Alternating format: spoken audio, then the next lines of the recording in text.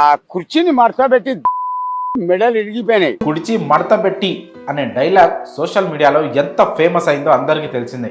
Social మీడియాను ఓ ఊపు ఊపేసిన dialogue అది. ఆ డైలాగ్ చెప్పిన కుర్చీ తాత కూడా సెలబ్రిటీ అయిపోయారు. సెలబ్రిటీలకు సైతం రాని ఫాలోయింగ్ కుర్చీ తాతకు వచ్చిందంటే కుర్చీ తాత డైలాగ్ సోషల్ మీడియాలో ఎంత ప్రభావం చూపించిందో అర్థం చేసుకోవచ్చు. కుర్చీ తాత ఫేమస్ అయిన తర్వాత పలు యూట్యూబ్ ఛానల్స్ కుర్చీ తాత ఇంటర్వ్యూల కోసం క్యూలు కట్టాయి. సినిమా వాళ్ళు కూడా ప్రమోషన్స్ కోసం కుర్చీ తాత సాయం తీసుకున్నారు. అయితే గత కొంతకాలం నుంచి కుర్చీ తాత ప్రభావం తగ్గిపోతూ వస్తుంది. ఈ క్రమంలో కొన్ని రోజులుగా కుర్చీ తాత కనిపించడం లేదంటూ కుటుంబ సభ్యులు కన్నీరు మున్నీరుగా విలిపిస్తున్నారు.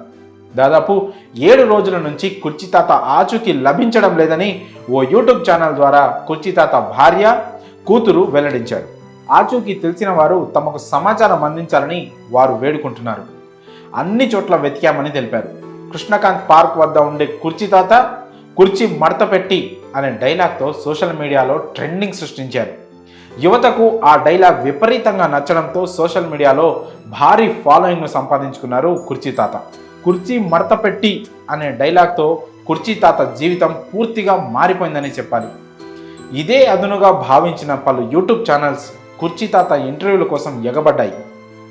ఈ కారణంతో సోషల్ మీడియాలో మరింత ప్రాచుర్యం లభించింది కుర్చీ తాత అలియాస్ కాలాపాషాకి.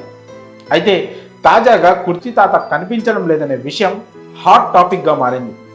గత 7 రోజులుగా ఆచూకీ లభించడం లేదంటూ ఆయన కుటుంబ సభ్యులు సోషల్ మీడియాలో పేర్కొంటున్నారు. అన్ని చోట్ల వెతికామని ఎక్కడా జాడ దొరకలేదని వారు కన్నీటి పర్యంతమవుతున్నారు. కృష్ణకాంత్ పార్క్ వద్ద ఉండే స్థానికులను కూడా సమాచారం అడిగి తెలుసుకున్నామని, గత 7 రోజుల నుంచి ఆయన ఇక్కడ కనిపించడం లేదంటూ వారు తెలిపారన్నట్టు కుటుంబ సభ్యులు పేర్కొన్నారు. పోలీస్ స్టేషన్లో కూడా ఫిర్యాదు చేయనున్నట్లు కుర్చీ తాత భార్య చెప్పారు. మరి కుర్చీ తాత మిస్సింగ్ పై మీ అభిప్రాయంలో కామెంట్స్ రూపంలో తెలియజేయండి.